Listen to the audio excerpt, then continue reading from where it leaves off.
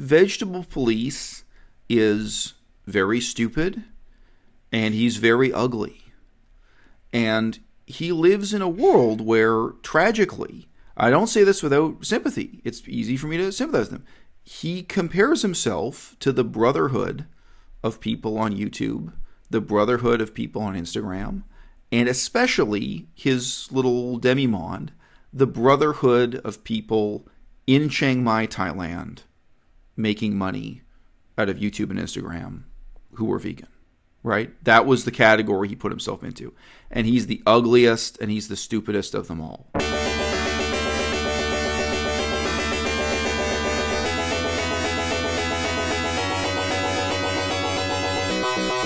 À-bas-le-ciel. So I do not think attention-seeking behavior is evil. I think a lot of people perceive what I do on my channel as attention-seeking behavior. I think a very small percentage of what I do on my channel is attention-seeking behavior, but that's fine. I understand. Your channel too. You put a lot of effort into your videos. Yeah. Someone can easily say this guy just wants attention.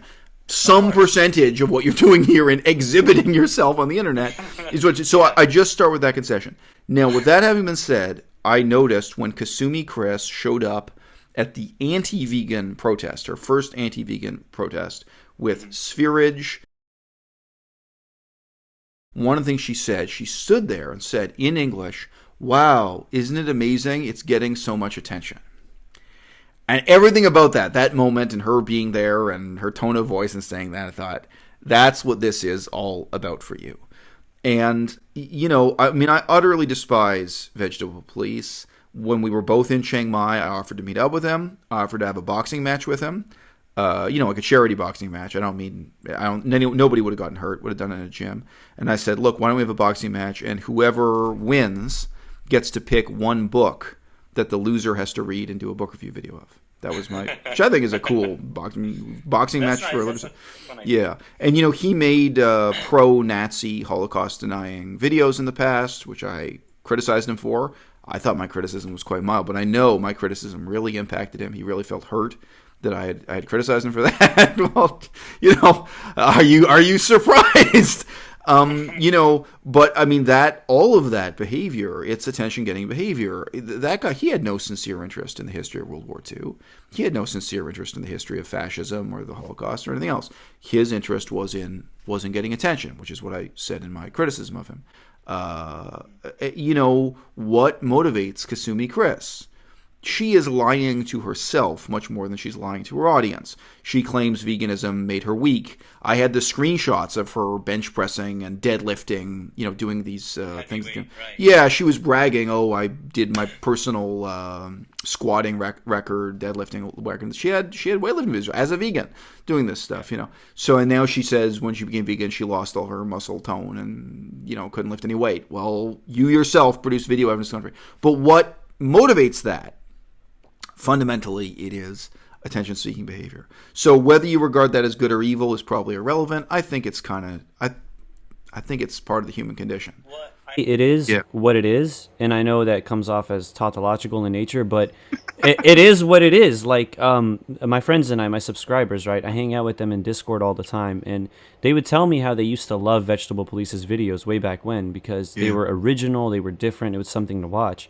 But recently... Well, not recently. He's probably been doing this the entire time, where he would switch up on his diet, and he would say that he's got a problem here, he's got a problem there, and at the end of it all, he would say, "Oh, this works amazing. This works great. Oh, the other one was wrong. This is right." Until next week's episode. This is the solution for everything. Until next week's episode. Do you think the social pressures that first of all, do you think that there are social pressures that people like Vegetable Police and Kasumi Kriss are going through? And if so, is that enough for them to stop being vegan? I know it's a stupid question. Look, okay, I have met women who felt they were ugly because their sister was better looking than them. As life goes on, you watching this video may not have been in the situation. It will probably happen to you at some point in your life. You meet a woman who's really insecure about her looks and is really hung up on her looks, and you just kind of don't get it. You wonder why. And then you meet her sister, or you see a family photo of her and her family all together, and then all of a sudden, you get it. The point is, she never feels that she can be good looking enough because she's comparing herself to her own sister. You know, and I've known families like that intellectually also, where, you know, the parents of the family are surgeons and the kid always feels stupid and like they haven't accomplished enough compared to their own parents or compared to their older brother. So there is a question for most human beings of what standards they may be consciously or unconsciously setting for their own accomplishments. Vegetable Police is very stupid, and he's very ugly. And he lives in a world where, tragically, I don't say this without sympathy. It's easy for me to sympathize with him. He compares himself to the brotherhood of people on YouTube, the brotherhood of people on Instagram, and especially his little demi-monde, the brotherhood of people in Chiang Mai, Thailand, making money out of YouTube and Instagram who were vegan, right? That was the category he put himself into. And he's the ugliest and he's the stupidest of them all. And he doesn't speak Thai, and he can't learn how to speak Thai, and he can't really do much of anything with his brain. He doesn't really have anything to say. This is a medium that's very much based on being a good talker. He's not really that eloquent or smart or charming or sharp or witty. And he's ugly. All right? And he wants to. I mean, we've seen this for years. He wants to develop big muscles to compensate. He wants to be. He can't do it. I mean, he's tried his hardest with, you know, exercise and calisthenics and so on. So that's really a tragedy that he's trying to act out as a comedy. And it is, in the strictest sense, it's pathetic. Now, Kasumi Kriss, I wouldn't call her ugly, but she does have a really terrible problem with acne. And, you know, she's finally been putting up pictures of what she looks like when she has the acne. So I'm sure she feels especially ashamed of her looks. It's really, really serious, extreme acne. And again, I sympathize, but, you know. So she struggles with acne. She struggles with feeling ugly. And again, she looks at her competition. She looks at her brothers and sisters on YouTube and Instagram, and she feels a lot of inferiority.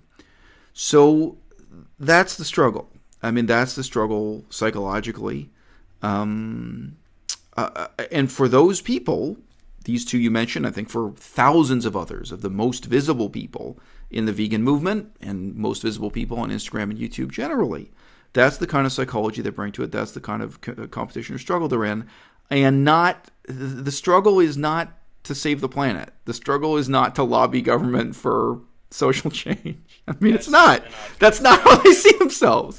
Right, and you know, one other one to mention. Let's just do a little bit more of a sympathetic example.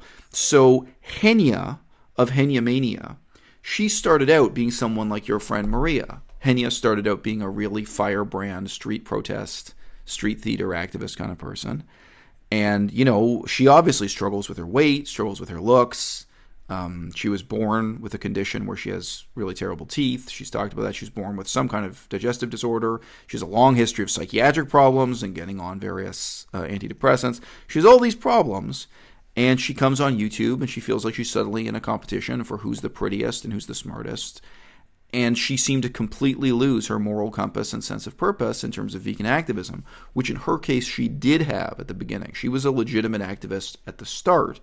And by the end of it, she's just another vapid, you know, two-dimensional plastic, you know, kind of aspiring beauty icon, permanent vacation, Instagram model figure. So there's a range of these things. But yeah, that's my psychological rather than political analysis of what's going on there. It's hard to get attention, and Vegetable Police is a guy who will even temporarily become a neo-Nazi to get attention. À-bas-le-ciel.